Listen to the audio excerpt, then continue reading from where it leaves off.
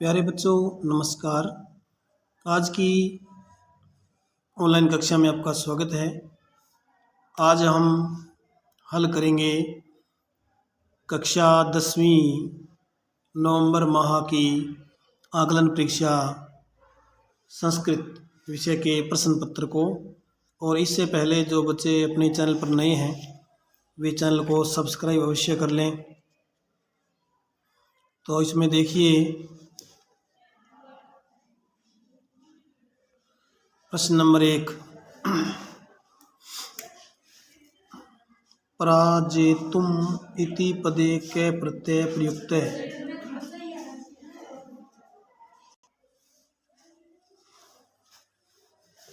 पराजेतुम इस पद में कौन सा प्रत्यय प्रयुक्त हुआ है? तो इसमें है तुमुन प्रत्यय। इसके बाद प्रश्न नंबर 2 में पूछा है कि अलम इति उपपद योगे का व्यक्ति, अलम के पद, अलम जो उपपद है इसके योग में कौन सी व्यक्ति आएगी? तो अलम जो पद है इसके दो अर्थ होते हैं। अलम जहाँ पर्याप्त अर्थ हो वहाँ चतुर्थी आती है, और जहाँ अलम का अर्थ न या मत हो वहाँ पर तृतीया आती है। जैसे अलम विवादेन, विवाद मत करो।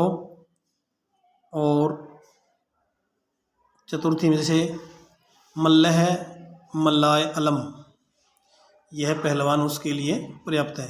तो यहाँ पर चतुर्थी आई है और अलम विवादेन में तृतीया है। तो ये दोनों ही उत्तर आप कै और गै में से कोई भी एक लगा सकते थे। प्रश्न नंबर 3, इसमें पूछा है का विचित्रा, तो ये आएगा देवगति विचित्रा, भाग्य की गति विचित्र है।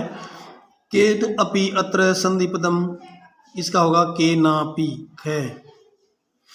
इसके बाद 5, प्रश्न नंबर 5 में महत च तत् कंपनम अत्र समस्त पदम किम, यहाँ आएगा महाकंपनम। भूकंप विभीषिका पाठ में है ये शब्द, ये प्रश्न। प्रश्न नंबर 6, रिक्स्थान पूर्तिगणे पिता रिक्स्थान बाल्ये महत विद्या धनम यस्ति, इसमें आएगा पुत्राय। प्रश्न नंबर 7, सह खालिस्तान निष्क्रम्य बहिर गच्छत, गृह शब्द की पंचमी विभक्ति में क्या यहाँ आता? गृहात, घर से निकल करके बाहर गया। इसी प्रकार से प्रश्न नंबर 8, प्रश्न नंबर 8 में देखिए प्रश्न क्या है इसमें कि खालिस्तान प्रभृत अपि कथ्यते, इसमें आएगा पिक है। कोयल को प्रभृत भी कहते हैं। रेखांकित के आधार पर प्रश्न का निर्माण करना, इसमें धैर्यवान को हटाएंगे तो यह कह है। उसके बाद लोके परिभ्रम न प्राप्त होती और प्रश्नवाचक चिन्ह। यदि लोके शब्द को हटाएंगे क्योंकि रेखांकित यहाँ पर दिया हुआ नहीं है, तब यहाँ लोके के स्थान पर धैर्यवान कुत्र परिभ्रम न प्राप्त होती, ये भी हम लिख सकते हैं इसमें। इसके बाद देखिए घटिका, घड़ी दी हुई है और इसको देख करके समय भरना था इसमें। तो 5 बजे हुए हैं तो यहाँ पर आ जाएगा पंच वादने। इसके बाद प्रश्न नंबर 11, प्रश्न नंबर 11 में पूछा गया है कि द्विगु समास अथवा कर्मधारय समास से, द्विगु समास से अथवा कर्मधारय समास से परिभाषाम सोदाहरणम हिंदी भाषायाम लिखत है। द्विगु समास क्या होता है? जिस समास में पहला पद संख्यावाची हो और जिसके विग्रह में समाहारय शब्द का प्रयोग हो, वो द्विगु होता है। जैसे पंचपात्रम, पंचतंत्रम। और कर्मधारय समास, जिस समास में पहला पद विशेषण और दूसरा विशेष्य हो, वो होता है कर्मधारय समास।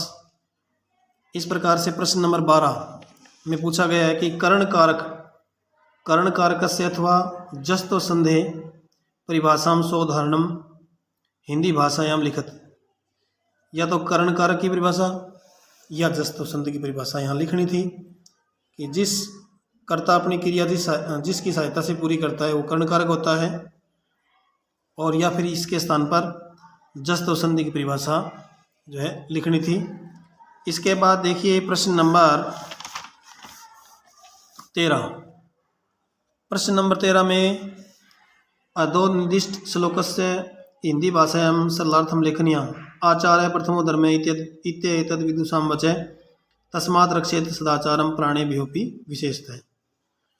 कि आचरण मनुष्य का प्रथम धर्म है, यह विद्वानों का वचन है, इसलिए अपनी सदाचार की प्राणों से भी बढ़कर के रक्षा करनी चाहिए। सूक्त पाठ में से तो इसमें सबसे पहले हम प्रसंग लिखना है कि प्रस्तुत श्लोक हमारी संस्कृत की पाठ्य पुस्तक शेमुसी भाग 2 के अंतर्गत सूक्तेय नामक पाठ से लिया गया है, और इसके बाद इसका सरलार्थ और इसका फिर भावार्थ इस प्रकार से हल करना था। और इसके बाद प्रश्न नंबर जो 14 है उसमें पूछा गया है कि ये दो निर्दिष्ट से गद्यांश से हिंदी भाषा हम सरलार्थ में लिखें। हिंदी भाषा में इस गद्यांश का जो हमें सरलार्थ करना है, तो सबसे पहले प्रसंग आएगा वैसे ही,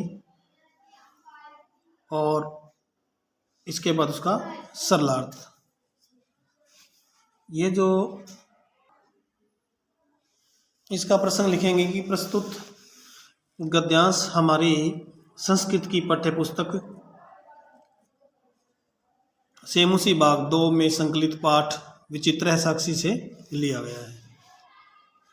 अब इसमें क्या है, कश्चन निर्धनो जनः भूरि परिश्रम में किंचित वित्तम उपार्जितवान तेन वित्तेन, कि किसी निर्धन व्यक्ति ने अत्यधिक परिश्रम करके कुछ धन इकट्ठा कर लिया। तेन वित्तेन स्वपुत्रम एकस्मिन महाविद्यालय प्रवेशम स्थापितुम सफल हो जाता है। उस धन से वह अपने पुत्र को एक महाविद्यालय में प्रवेश दिलवाने के लिए सफल हो गया। तत्तन्यः तत्र छात्रावासे निवसन अध्ययने संलग्न समयभूत। इसके बाद उसका बेटा वहीं पर छात्रावास में रहते हुए अध्ययन करने लग गया।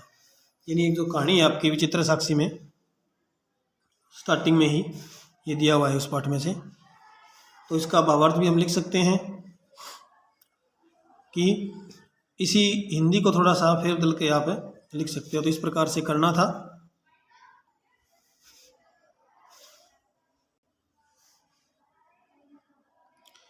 तो प्यारे बच्चों देखिए, इसमें मेरे से एक जस्तव संधि की परिभाषा छूट गई थी जो मैं बता रहा हूँ।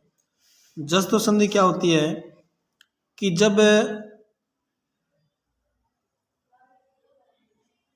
पूर्व पद के अंत में